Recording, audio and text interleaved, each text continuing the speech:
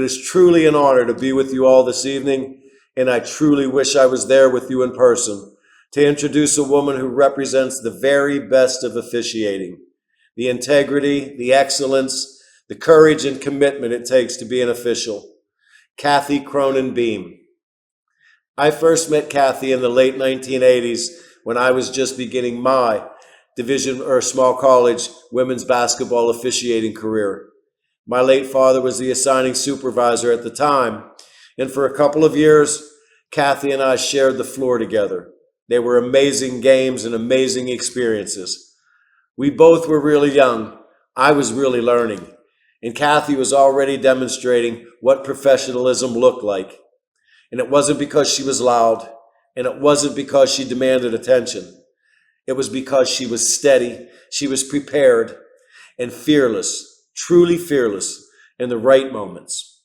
You always knew one thing about Cathy. The game was going to be officiated the right way. And her career quickly moved beyond those small gymnasiums. She advanced to Division I women's basketball, working multiple conferences, and she continued to distinguish herself through consistency and excellence. She was a 34-year member of District 6 in the PIAA. Her accomplishments are so many, it is difficult to list all of them. But some of those accomplishments are not only a 34-year member of District 6, but she officiated 6 PIAA state high school championships, 8 Division I conference championships, and she earned many assignments in the NCAA tournament. And in 1992, Cathy was selected as Official of the Year for the NFOA, a gigantic accomplishment. And those weren't just resume lines. Those were trust assignments.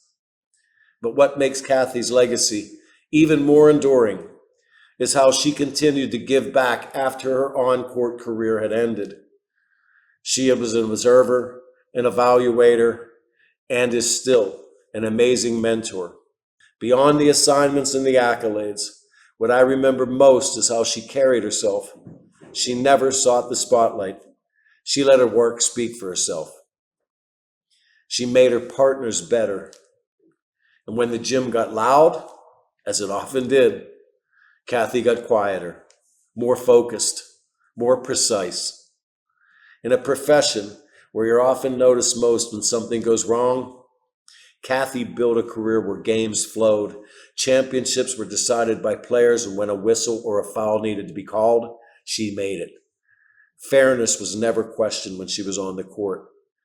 That's not just officiating. That's impact. That's legacy. And tonight, as we honor her induction into the Hall of Fame, we celebrate not only a remarkable resume, but we celebrate a standard of excellence.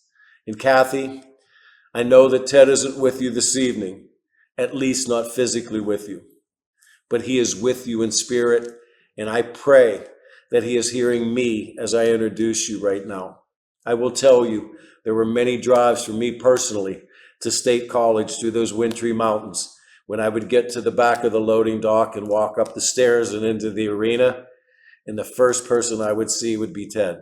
So Cathy, from those small college gymnasiums in the 1980s to the biggest stages in high school in the NCAA, you represented all of us with class and strength.